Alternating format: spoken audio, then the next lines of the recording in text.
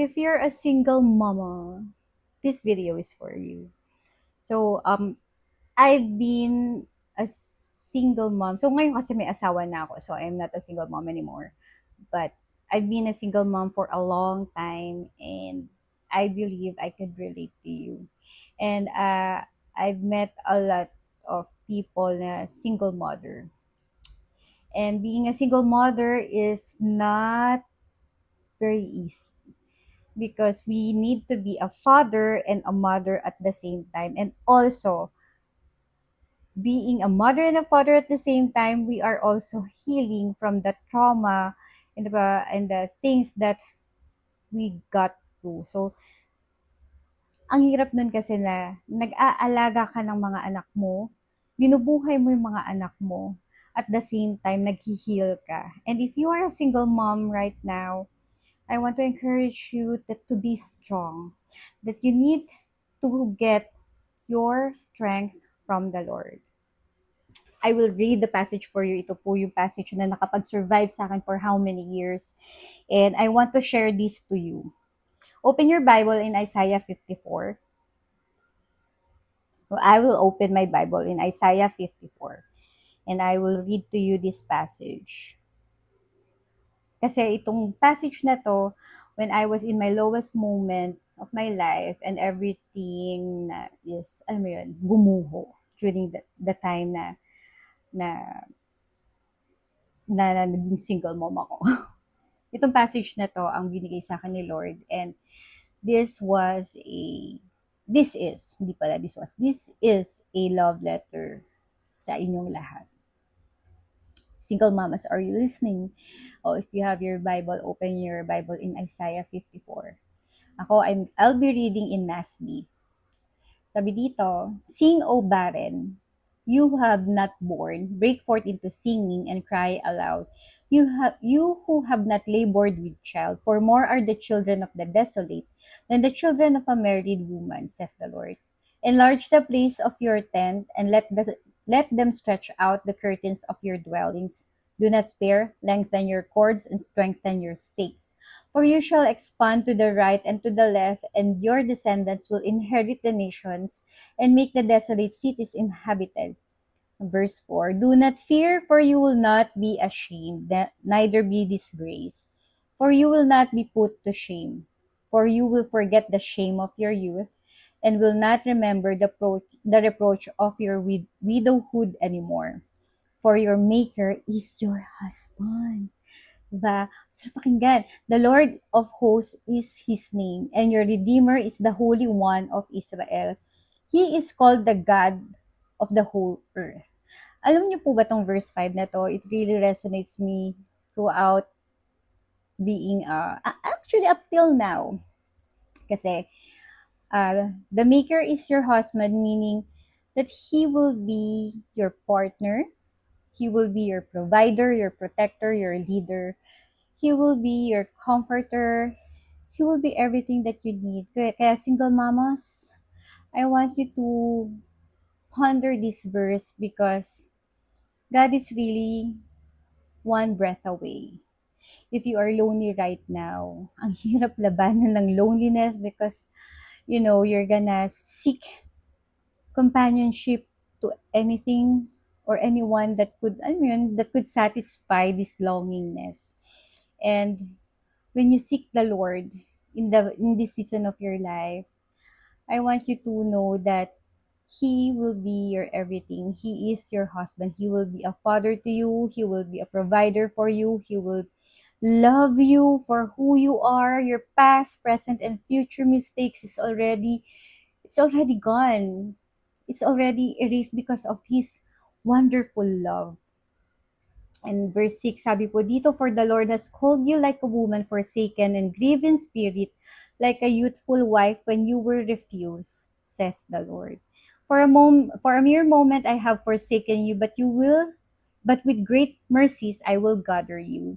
With a little wrath I hid my face from you for a moment, but with everlasting kindness I will have mercy on you, says the Lord your Redeemer.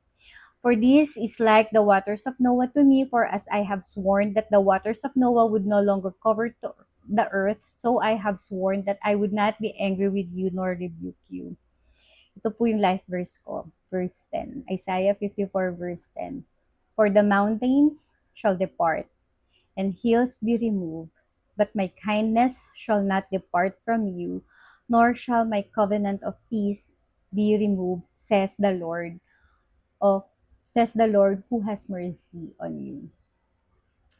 Tapos, skip tayo. Verse 13. All your children shall be taught by the Lord, and great shall be the peace of your children. Verse 14. In righteousness you shall be established. You shall be far from oppression, for you shall not fear, and from terror, for it shall not come near you. Indeed, they shall surely assemble, but not because of me. Whoever assemble against you shall fall for your sake. And verse 16, behold, I have created the blacksmith who blows the coals in the fire, who brings forth an instrument for his work, and I have created the spoiler to destroy. Verse 17, pinakasikat, isa sa pinakasikat na verse dito sa Christian world, is that no weapon formed against you shall prosper. And every tongue which rises against you in judgment, you shall condemn. This is the heritage of the servant of the Lord, and their righteousness is from me, says the Lord. Single mama out there, I know it's very hard and it's very lonely. Tapos, ang hirap kasi, the connotation of being a single mom sa mga predators out there, sobrang perverted na yung notion na nangangailangan sila.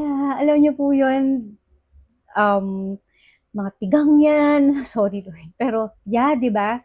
And they will seek attention. Pero, as far as I know, this is not what we want. And those sa guys who are pursuing a single mom na matured, I want you to know that you should, if you're gonna pursue them with intention. Because the last thing that they will want is to have another broken relationship or a broken heart again. All they want is someone to lean on. But for the single mamas na hindi pa binibigay ang asawa nila and still waiting for the right person, do not be discouraged.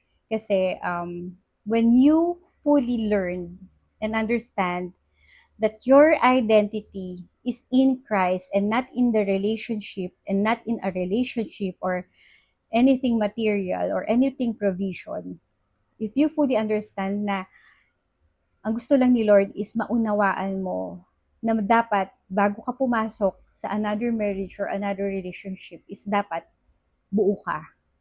That whatever happens, buo ka kay Lord. You are a whole being, a 100% surrendered life to God.